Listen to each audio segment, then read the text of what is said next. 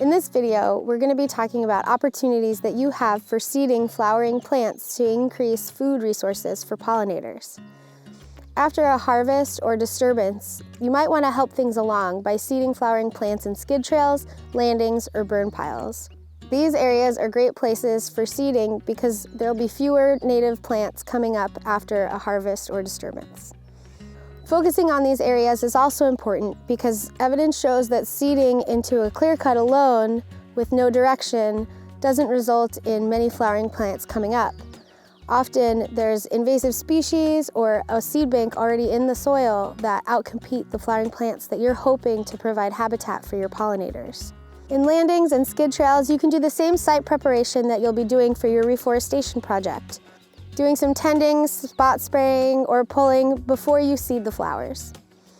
One of the other benefits of seeding wildflowers is that they don't compete too much with your tree seedlings, so you'll be able to plant at a similar density that you would out in the unit. The next big consideration is choosing your seed mix. There's going to be lots of options out there, but we have a few tips for you to think about when choosing your mix. Try to focus on native species and a good mixture of annuals, short-lived perennials, and long-lived perennials. You'll want to watch out for flowers that take up a lot of space and are pretty dominant in an area, such as lupins and yarrow. So make sure there's a lower percentage of your seed mix that are of those species so they don't completely dominate the area. When thinking about what seeds you might want to put on your property, you might be interested in looking into what rare pollinator species live in your area and choosing what flowers that they like to visit and plant those on your property. There's resources like bloom calendars that help you identify which flowers will bloom early in the year, mid-year, and late year so that you have a good mix of bloom times for your seed mix.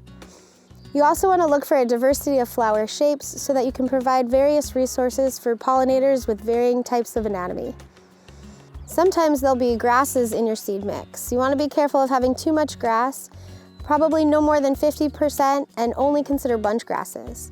Otherwise, grasses could take over and you won't have enough flowering resources for your pollinator habitat. When thinking about how much seed to put out, it's good to have about 50 to 60 seeds per square foot. Try to lay out the seed in early winter, before the first snow, or right after the first snow melts. This will help get temperatures low enough for seeds that require a frost, and the winter rains help push the seeds into the ground for them to be able to germinate. Getting the seeds out in winter also helps with reducive loss from rodents or birds eating your seed. Don't forget to flag out your wildflower plots so that when you're doing site preparation or site maintenance, you don't spray over your wildflower plots. If invasive species do come up or other plants that you don't want, you can still spot spray or pull out unwanted plants to provide more space for your wildflower seeding. Lastly, don't be afraid if your flowers don't come up the first year. Sometimes it takes a year or two for them to be able to germinate, and you'll see increased flowering resources over the next few years. When building your burn piles, consider building more burn piles that are a little bit smaller. And the reason for this is because when they burn, they're more likely to leave a little bit more woody debris around the outside edge.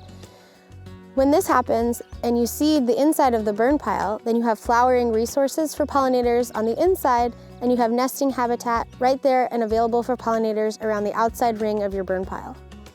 In burn piles, you don't have to worry about doing too much site preparation because the heat from the fire has already sterilized the soil and there won't be many seeds there to compete with the seeds that you lay out.